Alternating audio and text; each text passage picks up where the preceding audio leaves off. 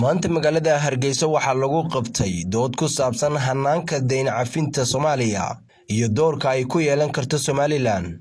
dood cilmiyeedkaasina waxaa lagu qabtay jaamacadda Hargeysa waxaana doodaasi ka soo qayb galay qaar ka mid ah golaha wasiirada, aqoon-yahano ku takhasusay arrimaha dhaqaalaha, arday iyo marti sharaf aad u tiro badan. ugu horreyn waxaa halkaasi ka hadlay gudoomiyaha dalladda ururada aan dawliga ahayn ee Sonsaf Anwar Cabdiraxmaan Warsame oo faahfaahin ka bixiyay dood cilmiyeedkani iyo waxyaabaha ay daaran tahay.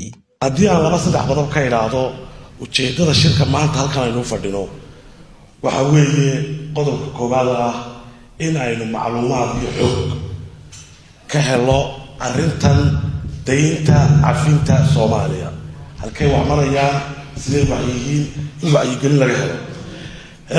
qodobka labaad waxa weeye inaynu ogaano mowqifka ama qadiyadan dowladda Somaliland halka ay ka taagan tahay oo ah maadaama deyntii Soomaaliya la cafiyo waa maxay istaanka dowladda Somaliland halkay u taagan yahay. qodobka ugu dambeeya waxa weeyaan marka uu shirku inoo dhamaado ee aynu dooda iyo questionska iyo commentska dhamaysano waxa soo bixi doona communique ama bayaan ama warbixin deyn dhaaf loo samaynayo wixii loo yiqiinay dowladdii Soomaaliya ama Somali Republic oo aynu ku jiray aynu ka mid ahayn oo imikana still dunida u tirinaysa inaynu ka mid nahay.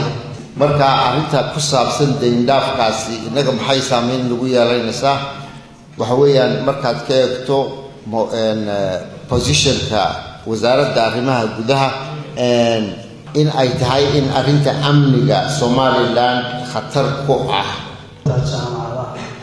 jaamacaduna oo meelaha ka soo baxaan ay geeya dadka implementation waxaan jeclahay inay naga noqono hadal tiro fara badan iyo hadal macaan la dhageysto ee arrintaas implementation keeni fusho oo dowladda iyo dadkii ay fulinayaan loo geeyo. sidoo kalena waxaa halkaasi ka hadlay wasiirka wasaaradda horumarinta maaliyadda Somaliland Saad Cali Shire iyo wasiirka wasaaradda warfaafinta dhaqanka iyo wacyigelinta Somaliland Salebaan Cali Koore ayaa iyagna waxay ka hadleen hanaanka deyn cafinta Soomaaliya iyo doorka ay ku yeelan karto Somaliland.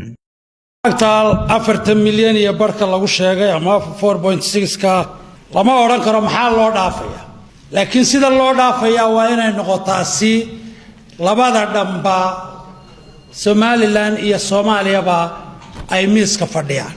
ujeedada ka dambaysa dhaafitaankani waxa weeye oo iyaduna la fili karaa in ay marka la kaleer gareeyo ama lacagtan la dhaafo in la helo lacag kale in the name of the Somali people. iyadoo qudheedu waa arrin sharciyan dowladda Somaliland ay ka taagan tahay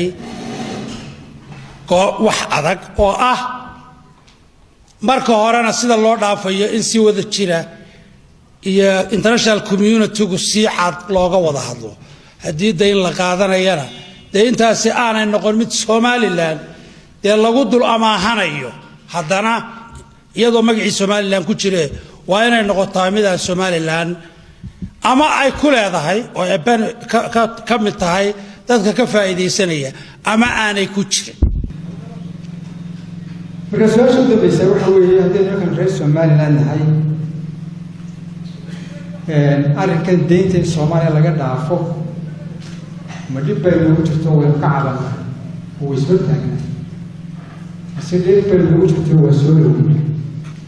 su'aalaha ka sii aloosmiyataa waxa weeye horta deynta ma aqoonsana yaan inagu leeyahay haddii laynagu leeyahay reer Somaliland haddaynu nahay imisaa laynagu leeyahay waa maxay shuruudaha laynagu xidhayo ee laynaga rabo reer Somaliland nahay sidii laynooga dhaafi lahaa deynta. shuruudahaas ma kuwa inoo maqbuula baa mise maaha. cidda deynta qaadatay inkastee Somali Republic ay tahay cidda lagala xaalaya waa dowladda Soomaaliya. cidda deynta laga dhaafaya waa dowladda Soomaaliya wax lala saxeexanaya qalinka. marka innaka si aan uga faa'iideysano ma Soomaaliya la xiriireynaa oo marka wixii inagu soo beegma ama deeqaha ama deynaha iyaga inuu maraynaa mise waxaynu u maraynaa si toosan ka ilaaliyo dadkii deynta lahaa.